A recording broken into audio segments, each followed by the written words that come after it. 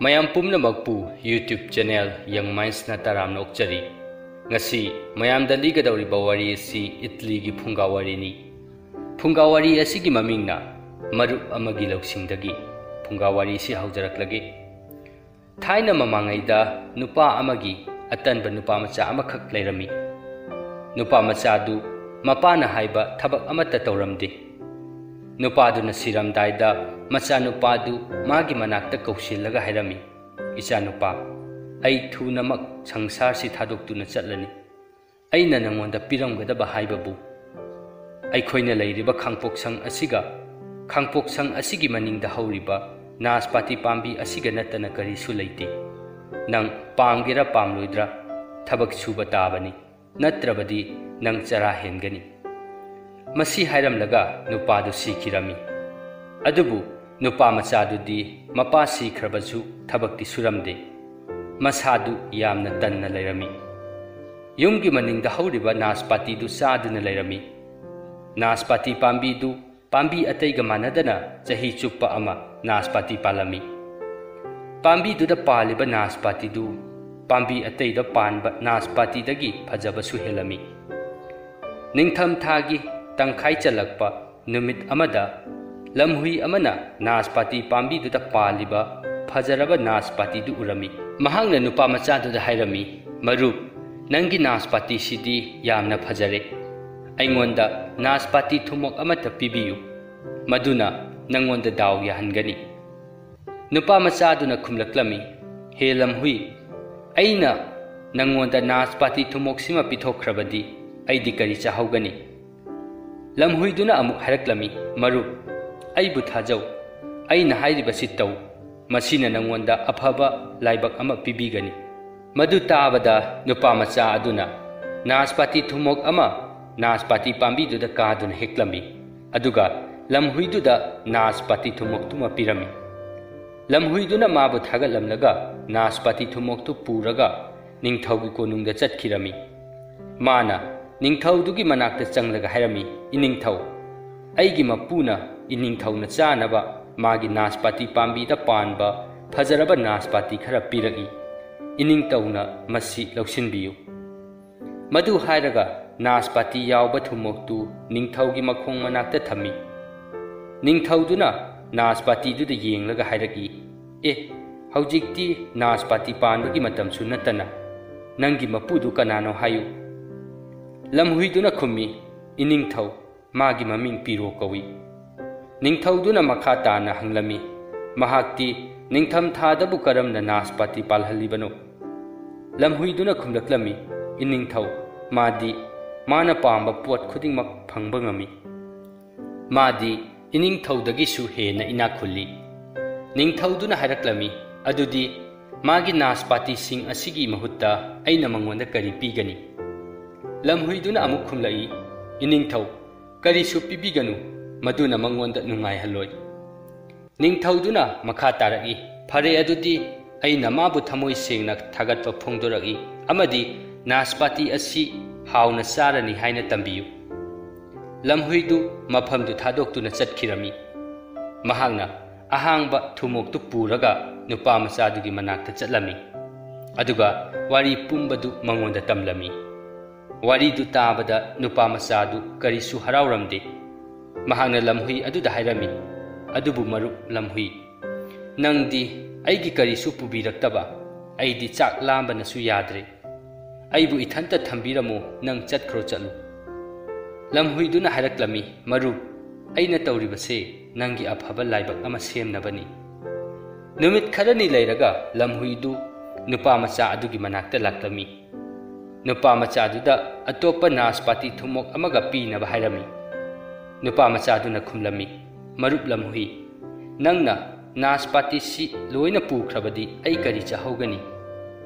Lamhuiduna haraklami marup tuminna layu punamakse nangi yai phanabani. Thumok achaubaduma naspati haplaga lamhuiduna ningthaudugi manakta amuk laklami. Mahangna ningthauda hairami iningthau aigi mapugi yathangdagi atopa naspati thumok amaga iningthaugi puraklibani. Ningthauduna haraklami haujikti leimaisi unna kuppa matamni ꯃꯇꯝꯁꯤꯗꯕꯨ ꯅꯥꯁꯄꯥꯇꯤ ꯄꯥꯟꯕꯗꯤ ꯑꯣꯏꯊꯣꯛꯇꯕꯅꯤ ꯂꯝꯍꯨꯏꯗꯨꯅ ꯍꯥꯏꯔꯛꯂꯝꯃꯤ ꯏꯅꯤꯡꯊꯧ ꯃꯗꯨꯅ ꯅꯥꯁꯄꯥꯇꯤ ꯄꯥꯟꯕ ꯂꯦꯞꯍꯟꯕ ꯉꯝꯕ ꯅꯠꯇꯦꯗ ꯑꯩꯒꯤ ꯃꯄꯨꯗꯨꯗꯤ ꯌꯥꯝꯅ ꯏꯅꯥꯛ ꯈꯨꯜꯂꯤ ꯃꯍꯥꯛꯅ ꯇꯧꯕ ꯉꯝꯗꯕ ꯑꯃꯠꯇ ꯂꯩꯇꯦ ꯉꯁꯤꯗꯤ ꯃꯥꯅ ꯏꯅꯤꯡꯊꯧꯒꯤ ꯏꯆꯥꯅꯨꯄꯤꯗꯨ ꯃꯉꯣꯟꯗ ꯂꯨꯍꯣꯡꯗꯨꯅ ꯄꯤꯒꯦꯔ ꯍꯪꯂꯛꯏ ꯅꯤꯡꯊꯧꯗꯨꯅ ꯍꯥꯏꯔꯛꯂꯝꯃꯤ ꯃꯍꯥꯛꯅ ꯑꯩꯉꯣꯟꯗꯒꯤ ꯍꯦꯟꯅ ꯏꯅꯥꯛ ꯈꯨꯟꯕꯅꯤꯅ ꯑꯩ ꯃꯥꯅ ꯍꯥꯏꯔꯤꯕꯗꯨ ꯌꯥꯕ ꯉꯝꯗ꯭ꯔꯦ ꯂꯝꯍꯨꯏꯗꯨꯅ ꯍꯥꯏꯔꯛꯂꯝꯃꯤ ꯏꯅꯤꯡꯊꯧ ꯑꯗꯨꯝꯅ ꯈꯟꯕꯤꯒꯅꯨ ꯑꯎꯟꯄꯣꯠꯀꯤꯗꯃꯛ ꯋꯥꯕꯤꯔꯨꯅꯨ ꯑꯩꯒꯤ ꯃꯄꯨꯅ ꯅꯆꯥꯅꯨꯄꯤ ꯅꯠꯇꯅ ꯀꯔꯤꯁꯨ ꯄꯨꯔꯛꯎ ꯍꯥꯏꯔꯛꯑꯣꯏ ꯅꯤꯡꯊꯧꯗꯨꯅ ꯍꯥꯏꯔꯛꯂꯝꯃꯤ ꯀꯔꯤ ꯃꯥꯅ ꯑꯎꯟꯄꯣꯠꯁꯨ ꯂꯧꯔꯣꯏ ꯍꯥꯏꯕ ꯃꯍꯥꯛꯄꯨ ꯑꯗꯨꯛ ꯏꯅꯥꯛ ꯈꯨꯟꯕ ꯃꯤꯔꯥ ꯂꯝꯍꯨꯏꯗꯨꯅ ꯈꯨꯝꯂꯛꯂꯝꯃꯤ ꯏꯅꯤꯡꯊꯧ ꯑꯩꯅ ꯍꯥꯟꯅ ꯍꯥꯏꯖꯈ꯭ꯔꯕꯗꯨꯅꯤ ꯃꯥꯗꯤ ꯏꯅꯤꯡꯊꯧꯗꯒꯤꯁꯨ ꯍꯦꯟꯅ ꯏꯅꯥꯛ ꯈꯨꯜꯂꯤ ꯅꯤꯡꯊꯧꯗꯨꯅ ꯑꯃꯨꯛ ꯍꯥꯏꯔꯛꯏ ꯐꯔꯦ ꯑꯗꯨꯗꯤ ꯃꯥ ꯑꯩꯒꯤ ꯅꯥꯛꯇ ꯂꯥꯛꯎ ꯍꯥꯏꯌꯨ ꯋꯥꯔꯤ ꯄꯨꯟꯅ ꯁꯥꯅꯕ ꯂꯝꯍꯨꯏꯗꯨꯅ ꯅꯨꯄꯥ ꯃꯆꯥꯗꯨꯒꯤ ꯃꯅꯥꯛꯇ ꯆꯠꯂꯝꯃꯤ ꯃꯍꯥꯛꯅ ꯅꯨꯄꯥ ꯃꯆꯥꯗꯨꯗ ꯍꯥꯏꯔꯝꯃꯤ ꯃꯔꯨꯞ ꯑꯩꯅ ꯅꯪꯁꯤ ꯐꯝꯅꯥꯏꯕ ꯄꯤꯔꯣꯅꯤ ꯍꯥꯏꯅ ꯅꯤꯡꯊꯧꯗ ꯃꯁꯛ ꯇꯥꯛꯂꯕꯅꯤ ꯅꯪꯅ ꯃꯥꯒꯤ ꯃꯆꯥꯅꯨꯄꯤꯗꯨ ꯂꯧꯒꯦ ꯍꯥꯏꯅ ꯑꯩꯅ ꯅꯤꯡꯊꯧꯗꯨꯗ ꯍꯥꯏꯔꯨꯔꯕꯅꯤ ꯅꯨꯄꯥ ꯃꯆꯥꯗꯨꯅ ꯉꯛꯅ ꯍꯥꯏꯔꯛꯂꯝꯃꯤ ꯃꯔꯨꯞ ꯅꯪꯅ ꯇꯧꯔꯤꯕꯗꯨ ꯀꯔꯤꯅꯣ ꯅꯤꯡꯊꯧꯅ ꯑꯩꯕꯨ ꯎꯈ꯭ꯔꯒ ꯑꯩꯒꯤ ꯀꯣꯛꯁꯦ ꯀꯛꯇꯨꯅ ꯁꯣꯏꯗꯅ ꯍꯥꯠꯈ꯭ꯔꯒꯅꯤ ꯂꯝꯍꯨꯏꯗꯨꯅ ꯍꯥꯏꯔꯛꯂꯝꯃꯤ ꯃꯔꯨꯞ ꯃꯗꯨꯒꯤꯗꯃꯛ ꯋꯥꯔꯨꯒꯅꯨ ꯑꯩꯅ ꯍꯥꯏꯕꯗꯨꯗꯪ ꯇꯧ ꯂꯝꯍꯨꯏꯗꯨ ꯁꯍꯔꯗ ꯆꯠꯂꯒ ꯈ꯭ꯋꯥꯏꯗꯒꯤ ꯍꯩꯕ ꯐꯤ ꯇꯨꯕ ꯗꯔꯖꯤ ꯑꯃꯒꯤ ꯃꯅꯥꯛꯇ ꯆꯪꯂꯝꯃꯤ ꯃꯍꯥꯛꯅ ꯗꯔꯖꯤ ꯑꯗꯨꯗ ꯍꯥꯏꯔꯝꯃꯤ ꯑꯩꯒꯤ ꯃꯄꯨ ꯐꯝꯅꯥꯏꯕ ꯄꯤꯔꯣꯅ ꯅꯪꯒꯤ ꯗꯨꯀꯥꯟꯁꯤꯗ ꯐꯪꯕ ꯈ꯭ꯋꯥꯏꯗꯒꯤ ꯐꯖꯕ ꯀꯣꯠ ꯑꯗꯨ ꯃꯥꯒꯤ ꯃꯅꯥꯛꯇ ꯊꯥꯔꯛꯅꯕ ꯌꯥꯊꯪ ꯄꯤꯔꯛꯏ ꯀꯔꯤꯒꯨꯝꯕ ꯀꯣꯠꯇꯨꯅ ꯃꯉꯣꯟꯗ ꯆꯥꯅꯔꯝꯂꯕꯗꯤ ꯄꯩꯁꯥꯗꯤ ꯍꯌꯦꯡ ꯂꯥꯛꯂꯒ ꯄꯤꯒꯦ ꯗꯔꯖꯤ ꯑꯗꯨꯅ ꯃꯥꯒꯤ ꯗꯨꯀꯥꯟꯗ ꯂꯩꯕ ꯀꯣꯠꯇꯨ ꯂꯣꯏꯅ ꯄꯨꯊꯣꯛꯇꯨꯅ ꯂꯝꯍꯨꯏꯗꯨꯗ ꯎꯠꯂꯝꯃꯤ ꯂꯝꯍꯨꯏꯗꯨꯅ ꯈ꯭ꯋꯥꯏꯗꯒꯤ ꯐꯖꯕ ꯀꯣꯠ ꯑꯃ ꯈꯜꯂꯒ ꯗꯔꯖꯤ ꯑꯗꯨꯗ ꯐꯖꯅ ꯌꯣꯝꯍꯜꯂꯝꯃꯤ ꯀꯣꯠꯇꯨ ꯄꯨꯗꯨꯅ ꯂꯥꯛꯂꯒ ꯁꯒꯣꯜ ꯂꯂꯣꯟꯕ ꯅꯨꯄꯥ ꯑꯃꯒꯤ ꯃꯅꯥꯛꯇ ꯑꯃꯨꯛ ꯂꯥꯛꯂꯝꯃꯤ ꯃꯥꯒꯤ ꯃꯄꯨꯗꯨ ꯅꯤꯡꯊꯧꯅ ꯀꯣꯅꯨꯡꯗ ꯀꯧꯔꯦ ꯑꯗꯨꯅ ꯐꯖꯕ ꯁꯒꯣꯜ ꯑꯃ ꯃꯥꯒꯤ ꯃꯄꯨꯒꯤ ꯃꯅꯥꯛꯇ ꯊꯥꯔꯛꯅꯕ ꯍꯥꯏꯔꯝꯃꯤ ꯑꯁꯨꯝꯅ ꯅꯨꯄꯥ ꯃꯆꯥ ꯑꯗꯨꯅ ꯌꯥꯅꯤꯡꯗ ꯀꯣꯠꯇꯨ ꯂꯤꯠꯁꯤꯜꯂꯒ ꯁꯒꯣꯜ ꯇꯣꯡꯗꯨꯅ ꯅꯤꯡꯊꯧꯗꯨ ꯎꯅꯕ ꯂꯥꯛꯂꯝꯃꯤ ꯂꯝꯍꯨꯏꯗꯨꯅ ꯃꯥꯒꯤ ꯃꯅꯤꯡꯗ ꯏꯟꯅꯔꯝꯃꯤ ꯃꯥꯅ ꯂꯝꯍꯨꯏꯗꯨꯗ ꯍꯥꯏꯔꯝꯃꯤ ꯃꯔꯨꯞ ꯑꯩꯅ ꯅꯤꯡꯊꯧꯗ ꯀꯔꯤ ꯍꯥꯏꯔꯨꯒꯗꯧꯔꯤꯕꯅꯣ ꯑꯩꯗꯤ ꯃꯃꯥꯡꯗ ꯅꯤꯡꯊꯧ ꯑꯃꯠꯇꯒꯁꯨ ꯋꯥꯔꯤ ꯁꯥꯈꯤꯗ꯭ꯔꯤ ꯂꯝꯍꯨꯏꯗꯨꯅ ꯍꯥꯏꯔꯛꯂꯝꯃꯤ ꯅꯪ ꯀꯔꯤꯁꯨ ꯍꯥꯏꯔꯛꯀꯅꯨ ꯋꯥꯔꯤꯗꯤ ꯑꯩꯅ ꯁꯥꯟꯅꯒꯦ ꯅꯪꯅ ꯍꯥꯏꯒꯗꯕ ꯍꯥꯏꯕꯕꯨ ꯏꯅꯤꯡꯊꯧꯕꯨ ꯈꯨꯔꯨꯝꯖꯔꯤ ꯁꯤꯈꯛꯅꯤ ꯃꯈꯣꯏꯅ ꯀꯣꯅꯨꯡ ꯌꯧꯔꯛꯄꯗ ꯅꯤꯡꯊꯧꯗꯨꯅ ꯃꯈꯣꯏꯕꯨ ꯇꯔꯥꯝꯅ ꯑꯣꯛꯂꯒ ꯆꯥꯛ ꯆꯥꯐꯝꯂꯣꯝꯗ ꯄꯨꯔꯝꯃꯤ ꯔꯥꯖꯀꯨꯃꯥꯔꯤ ꯑꯗꯨꯁꯨ ꯇꯦꯕꯜ ꯑꯗꯨꯗ ꯐꯝꯗꯨꯅ ꯂꯩꯔꯝꯃꯤ ꯃꯍꯥꯛꯁꯨ ꯄꯤꯔꯣꯒꯨꯝꯅ ꯋꯥ ꯉꯥꯡꯗꯦ ꯅꯤꯡꯊꯧꯗꯨꯅ ꯂꯝꯍꯨꯏꯗꯨꯗ ꯍꯥꯏꯔꯝꯃꯤ ꯅꯪꯒꯤ ꯃꯄꯨꯁꯤꯗꯤ ꯋꯥ ꯌꯥꯝꯅ ꯉꯥꯡꯗꯦ ꯂꯝꯍꯨꯏꯗꯨꯅ ꯍꯥꯏꯔꯝꯃꯤ ꯏꯅꯤꯡꯊꯧ ꯃꯍꯥꯛꯇꯤ ꯃꯥꯒꯤ ꯂꯟ ꯊꯨꯝꯁꯤꯡ ꯑꯗꯨ ꯀꯔꯝꯅ ꯁꯤꯟ ꯂꯥꯡꯁꯤꯒꯦ ꯈꯟꯕꯗ ꯑꯆꯝꯕ ꯃꯤꯒꯨꯝꯅ ꯋꯥꯔꯤ ꯁꯥꯗꯕꯅꯤ ꯃꯗꯨ ꯇꯥꯕꯗ ꯅꯤꯡꯊꯧꯗꯨ ꯃꯄꯨꯛꯅꯤꯡ ꯄꯦꯟꯖꯔꯝꯃꯤ ꯆꯥꯛ ꯆꯥꯕ ꯂꯣꯏꯔꯒ ꯀꯣꯅꯨꯡꯗꯨ ꯊꯥꯗꯣꯛꯇꯨꯅ ꯂꯥꯛꯂꯝꯃꯤ ꯃꯊꯪꯒꯤ ꯑꯌꯨꯛꯇ ꯂꯝꯍꯨꯏꯗꯨꯅ ꯂꯥꯛꯂꯒ ꯑꯃꯨꯛ ꯍꯥꯏꯔꯛꯂꯝꯃꯤ ꯑꯩꯉꯣꯟꯗ ꯅꯥꯁꯄꯥꯇꯤ ꯊꯨꯃꯣꯛ ꯑꯃꯒ ꯄꯤꯌꯨ ꯅꯨꯄꯥ ꯃꯆꯥꯗꯨꯅ ꯈꯨꯝꯂꯝꯃꯤ ꯃꯔꯨꯞ ꯑꯗꯨꯕꯨ ꯅꯤꯡꯁꯤꯡꯉꯨ ꯃꯗꯨꯅ ꯑꯩꯒꯤ ꯄꯨꯟꯁꯤ ꯃꯥꯡꯍꯟꯈꯤꯕꯁꯨ ꯌꯥꯏ ꯂꯝꯍꯨꯏꯗꯨꯅ ꯍꯥꯏꯔꯛꯂꯝꯃꯤ ꯀꯔꯤꯁꯨ ꯈꯜꯂꯨꯅꯨ ꯑꯩꯅ ꯍꯥꯏꯕꯗꯨꯗꯪ ꯇꯧ ꯑꯔꯣꯏꯕꯗꯗꯤ ꯄꯨꯝꯅꯃꯛꯁꯦ ꯅꯪꯒꯤ ꯂꯥꯏꯕꯛ ꯐꯅꯕꯅꯤ ꯃꯍꯥꯛꯅ ꯅꯥꯁꯄꯥꯇꯤ ꯊꯨꯃꯣꯛꯇꯨ ꯄꯨꯔꯒ ꯀꯣꯅꯨꯡꯗ ꯑꯃꯨꯛ ꯆꯠꯈꯤꯔꯝꯃꯤ ꯀꯣꯅꯨꯡ ꯌꯧꯔꯒ ꯅꯤꯡꯊꯧꯗ ꯅꯥꯁꯄꯥꯇꯤꯗꯨ ꯄꯤꯔꯒ ꯍꯥꯏꯔꯝꯃꯤ ꯏꯅꯤꯡꯊꯧ ꯅꯥꯁꯄꯥꯇꯤ ꯑꯁꯤ ꯑꯩꯒꯤ ꯃꯄꯨ ꯄꯤꯔꯣꯅ ꯄꯤꯔꯛꯄꯅꯤ ꯃꯍꯥꯛꯅ ꯅꯆꯥꯅꯨꯄꯤꯒ ꯃꯥꯒ ꯂꯨꯍꯣꯡꯕꯗꯨꯒꯤ ꯃꯔꯝꯗ ꯍꯪꯂꯛꯏ ꯅꯤꯡꯊꯧꯗꯨꯅ ꯍꯥꯏꯔꯛꯂꯝꯃꯤ ꯅꯪꯒꯤ ꯃꯄꯨꯗ ꯂꯨꯍꯣꯡꯕꯗꯨ ꯃꯥꯅ ꯄꯥꯝꯕ ꯃꯇꯝꯗ ꯄꯥꯡꯊꯣꯛꯁꯤ ꯍꯥꯏꯌꯨ ꯂꯝꯍꯨꯏꯗꯨ ꯅꯥꯄꯜ ꯑꯃꯒ ꯂꯣꯏꯅꯅ ꯅꯨꯄꯥ ꯃꯆꯥꯗꯨꯒꯤ ꯃꯅꯥꯛꯇ ꯂꯥꯛꯂꯝꯃꯤ ꯄꯥꯎꯗꯨ ꯅꯨꯄꯥ ꯃꯆꯥꯗꯨꯗ ꯇꯝꯂꯝꯃꯤ ꯅꯨꯄꯥ ꯃꯆꯥꯗꯨꯅ ꯍꯥꯏꯔꯛꯂꯝꯃꯤ ꯑꯗꯨꯕꯨ ꯃꯔꯨꯞ ꯑꯩꯅ ꯔꯥꯖꯀꯨꯃꯥꯔꯤ ꯑꯗꯨ ꯃꯐꯝ ꯑꯁꯤꯗ ꯄꯨꯔꯛꯄꯗꯤ ꯉꯝꯂꯣꯏ ꯂꯝꯍꯨꯏꯗꯨꯅ ꯍꯥꯏꯔꯝꯃꯤ ꯑꯩꯉꯣꯟꯗ ꯂꯣꯏꯅ ꯁꯤꯟꯅꯧ ꯃꯔꯨꯞ ꯑꯩꯅ ꯍꯧꯖꯤꯛ ꯐꯥꯎꯕ ꯐꯖꯅ ꯁꯤꯜꯂꯤꯕꯁꯤꯅꯤ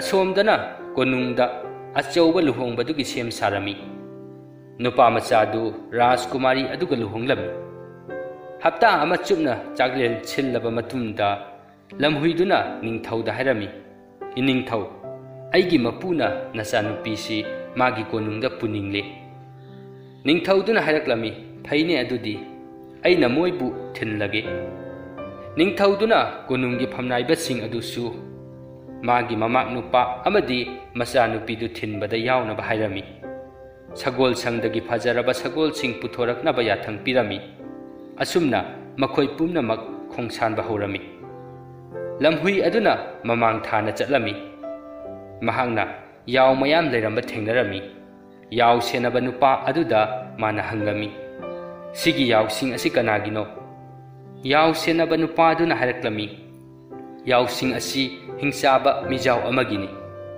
lamhui duna mu haraklami arapada sagol thauduna lakliba lanmi sing asi ubra karigumba nangna makhoida yaw sing asi hingchaba amagini hairabadi makhoina yaw sing asibu hatokani adu oirabadi hingchabaduna nangbusu amu hatok pikhini makhoina hanglaklabadi yaw sing asi phamnaiba pirogini khummu maduna pumna makki yaifaba oigani lamhui aduna maga yaw senaba nupaduga wari sabadu moina udanaba maphamdudagi thuna amuk chenkhirami maphamduda ningthaudu thuna yawraklami mahangna yaw sing adu ubada masa mathanta haijarami kayada phajakraba yawno sigumba yaw sing sidi aigida yawdi mahangna yaw senaba nupaduda yaw sing adu kanagino hanglami yaw senaba nupaduna yaw sing adu phamnaiba pirogini khumlami ningthau adu maral mathum yamna leiba mamak nupa ama phangjare khanduna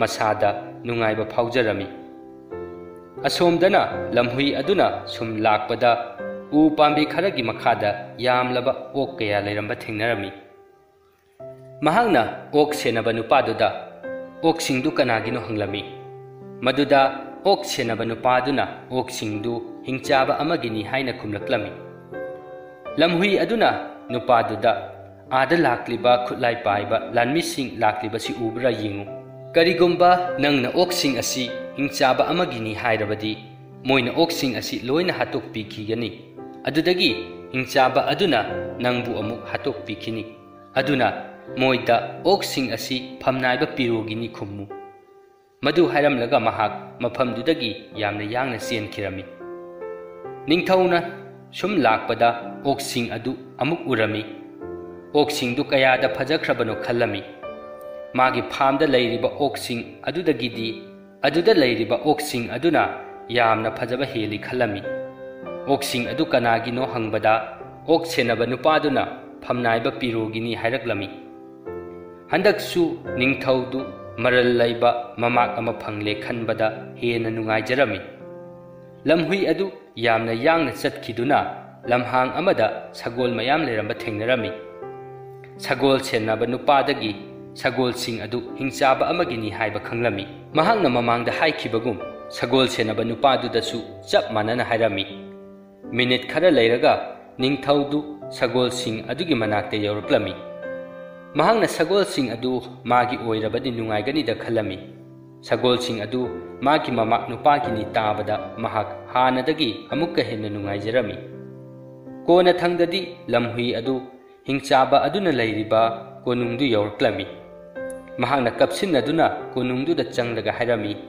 naraibak thirabasa nakhoigi laibak asibu karino hingchaba aduna kari tawrabage haina kina hanglaklami lamhuiduna khumlami nakhoi arapada lanmi mayam sagol thauduna laklibasi udabra makhoisi ningthauna nakhoibu hatnaba tharaklibani hingchaba amadi magi nupiduna haraklami marup aikhoigi mateng amukta pangbiu lamhuiduna haraklami hoi aina ngambadi tawbige nakhoi anigi khwaidagi saphagadaba mafamdi leirangsini leirang manungsida changlo lanmi sing asi chatkhraga aina leirangdu amuk hangdokpirake hingchaba hingchabi matai manaudu leirangduda changkhirami leirangi makhumdu lamhuiduna khumjilami ningthaudusu mafam aduda yawragi lamhuiduna ningthaududa hairami iningthau masi phamnaiba pirogi konungni ningthauduna koilei leiduna yenglaga lamhuiduda hairagi masidi aigi konungdagi hena phajai aduga masida manai masen laibadi amata ude karigino lamhuiduna khumlami iningthau manai masen du Rajkumari na magi apamba khannaba amata thamdribani ningthau du su lamhuiduna hairibadu thajarami ningthau du masanupi bu bor piramlaga mafam du thadoktuna chatkhirami numit tasilaklaga lamhuina lairang adu mai hogatlami hingchabi matai manau du sikhirami mathangi ayukta lamhuiduna piroda harami maru haujikti nahak ina khullabanina aigi mateng darkar oiraroi adubu aina chatringai sida nangonda wa amatang di haramgi aina hayeng siraga aigi phajaraba ku ama saduna ikai khumnabaga loinana leiron chanbirau Rajkumari aduna khumlami marup lamhui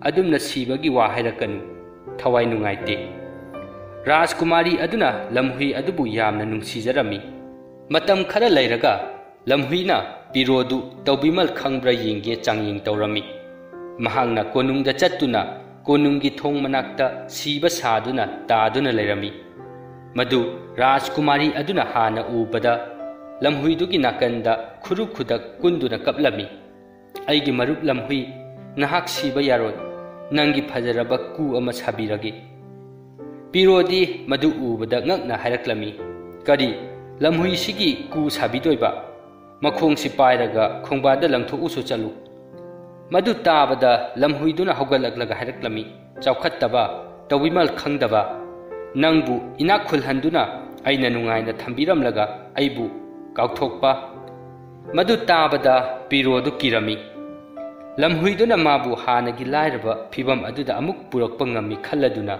lamhui adu mana themjillami maru aina phagi tawbani ai nang side haiba khangi kaino lamhuidu Rajkumari gi khallaga mapukning du phatharami chahi kaya makhoiga laiminarami pirogi macha singa sanaminarami mahangna siraga piro amadi magi nupina mabu lupagi ku semduna leiron chankhirami wari asi matang asida luisinjare wari silibada soikiba yawrabasu tabiriba pumnamak nangakpinaba nolukna haijare